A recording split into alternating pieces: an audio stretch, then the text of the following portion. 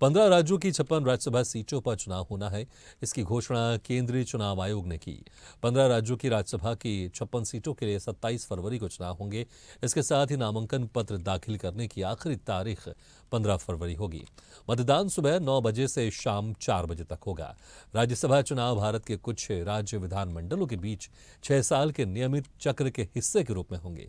बिहार के अलावा अन्य राज्यों में कई सीटों पर चुनाव होंगे। आंध्र प्रदेश में 3, छत्तीसगढ़ में 1, गुजरात में 4, हरियाणा में 1, हिमाचल प्रदेश में 1, कर्नाटक में 4, मध्य प्रदेश में 5, महाराष्ट्र में 6, तेलंगाना में 3, उत्तर प्रदेश में 10, उत्तराखंड में 1, पश्चिम बंगाल में 5, ओडिशा में 3 और राजस्थान में 3 सांसदों का कार्यकाल खत्म हो रहा है। इस खबर पर ज्यादा जानकारी के लिए सीधे रुख करते हैं दिल्ली का और बात करते हैं हमारे संवाददाता राहुल झा से। राहुल, राज्यसभा के लिए चुनाव होगा, यहाँ पर 15 फरवरी को आखिरी तारीख होगी नामांकन के लिए और 27 फरवरी को मतदान होगा। इसको लेकर चुनाव आयोग की तरफ से अधिसूचना भी जारी कर दी गई है, तारीखों का ऐलान भी कर दिया गया। विस्तार से बताएं। देखिए 27 फरवरी को इसका नामांकन होगा, मतलब चुनाव होगा, और 15 तारीख जो है 15 फरवरी लास्ट डेट है राज्यसभा के लिए। 56 सीटें हैं, लेकिन इस बार देखिए सबसे ज्यादा सीट जो है राजस्थान, मध्य प्रदेश और छत्तीसगढ़ की सीटें अगर हम लोग जोड़ लें, इनकी सीटें जोड़ लें तो 26 सीटें आ जाती है राज्यसभा की। और कहीं ना कहीं 13 भारतीय जनता पार्टी और 13 कांग्रेस के पास की होगी। लेकिन अभी जो विधानसभा का चुनाव हुआ है तो कहीं ना कहीं ऐसा लग रहा है कि जो सीट है इस बार बीजेपी का पलड़ा थोड़ा भारी हो जाएगा इन चुनाव में। और लेकिन कांग्रेस के लिए एक बात अच्छी है कि ये तेलंगाना में जो सीटें हैं, जो 7 सीटें थी जो पहले केसीआर पार्टी को थी, अब कहीं ना कहीं 4 से 5 सीटें कांग्रेस को डालने की उम्मीद है। तो 27 फरवरी जो है इसका जो है इसमें 27 फरवरी को चुनाव होना है और 15 तारीख इसका लास्ट डेट है। चुनाव आयोग ने देखिए बिहार में जिस तरीके से घटनाक्रम बदल रहा है, उस बदलने के बाद इस तरीके से इस चीज का रिलीज कर देना एकदम से कहीं ना कहीं सारी पॉलिटिकल पार्टी को प्रेशर हो गया है। यहाँ एक महागठबंधन को प्रेशर हुआ है, कांग्रेस को भी कहीं ना कहीं प्रेशर हो गया होगा, क्योंकि 3 राज्यों का जो इनका प्रदर्शन था मध्य प्रदेश, छत्तीसगढ़ और राजस्थान, इसको कहीं ना कहीं कांग्रेस को निराशा ही लगी और राज्यसभा में भी कहीं ना कहीं निराशा ही लगेगी।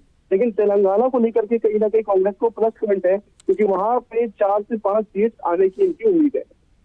बिल्कुल राहुल, अगर देखिए कांग्रेस यहाँ पर जरूर मजबूत होगी, लेकिन बहुत सारे राज्य हैं तेलंगाना के अलावा, मध्य प्रदेश है, छत्तीसगढ़, राजस्थान है, यहाँ पर कांग्रेस को नुकसान होगा क्योंकि यहाँ पर बीजेपी की सरकार बनी। मध्य प्रदेश में तो अच्छी खासी बहुमत के साथ बीजेपी ने सरकार बनाई, इसका यहाँ पर असर जरूर होगा। और राज्यसभा चुनाव जब होंगे इसमें बीजेपी के ज्यादा से ज्यादा लोग जीत कर आएंगे, जिससे राज्यसभा में बीजेपी यहाँ पर मजबूत होगी, तो और ज्यादा स्ट्रांग फैसले यहाँ पर बीजेपी आने वाले दिनों में लेते हुए दिखाई देगी। लेकिन कहीं ना कहीं देखिए कांग्रेस ये भी चाह रही थी कि जो झारखंड में राज्यसभा से जाना था कांग्रेस की तरफ से, तो कहीं ना कहीं अभी बिहार में भी यही होना था।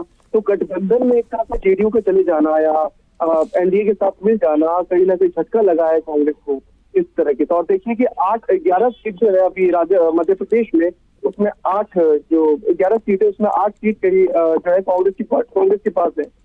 इसमें भी कहीं ना भारतीय जनता पार्टी के पास है। तो ये टोटल मिलाकर के राजस्थान, छत्तीसगढ़ और मध्य प्रदेश की ले लीजिए बात कीजिए तो 26 सीट है। 26 में से बीजेपी के पास 13 और कांग्रेस के पास 13। तो कांग्रेस को कहीं ना कहीं झटका लगेगा, क्योंकि तीनों राज्य का प्रदर्शन सही नहीं रहा।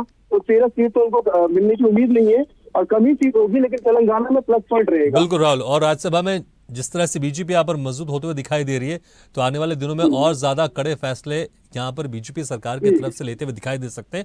हालांकि कुछ महीने बाद लोकसभा चुनाव भी तो देखना होगा, क्या यहाँ पर बीजेपी दोबारा सरकार बनाएगी या फिर जो इंडिया गठबंधन है उसकी सरकार बनेगी, क्योंकि इसका असर जिसकी सरकार बनेगी, अगर यहाँ पर कौन मजबूत होगा राज्यसभा में, तो जो फैसले लेते हैं, जो कानून बनाए जाते हैं वो राज्यसभा से भी पास होते हैं, तो इसका असर जरूर यहाँ पर दिखाई देगा। बहुत बहुत शुक्रिया राहुल इस तमाम जानकारी के लिए।